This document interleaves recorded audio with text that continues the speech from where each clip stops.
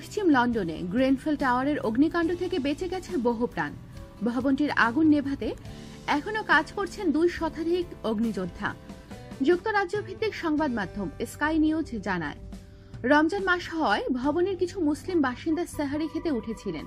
সেই কারণে অগ্নিকাণ্ডের খবর তারা আগেই জানতে পান। রাশিদা নামের স্থানীয় এক বাসিন্দা জানান, রোজা পালনের উদ্দেশ্যে ঘুম থেকে ওঠায় তারা অগ্নিকাণ্ডের বিষয়টি আগে জানতে পারেন।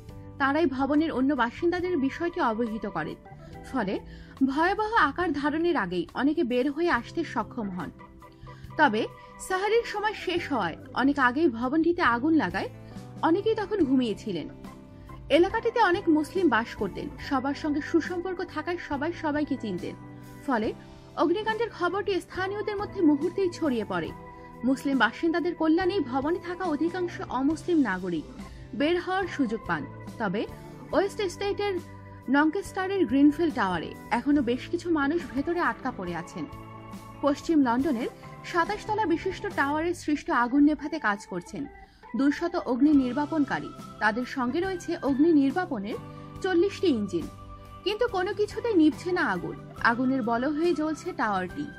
শুরুতে এর ভেতর থেকে কিছু বাসিন্দাকে সরিয়ে নেওয়া হলেও বাকিরা ভেতরে আটকা পড়ে আছেন বলে ধারণা করা হচ্ছে। কারণ মধ্যরাতে যখন অগ্নিকাণ্ডের সূচনা হয় তখন বেশিরভাগ মানুষ গভীর ঘুমে থাকার কথা। তাদের অবস্থা কি হয়েছে তা জানা যায়নি। ভবনটির বিভিন্ন অংশে ভেঙে টুকরো টুকরো হয়ে খসে পড়ছে। যে কোনো সময় এটি বিধ্বস্ত হতে পারে। ওয়েস্ট লন্ডনের ল্যাটিমার রোডের ভবনটিতে স্থানীয় সময় মঙ্গলবার রাত 1:16 মিনিটে আগুন লাগে বলে জানায় পুলিশ। ভবনটি 1974 সালে তৈরি হয়।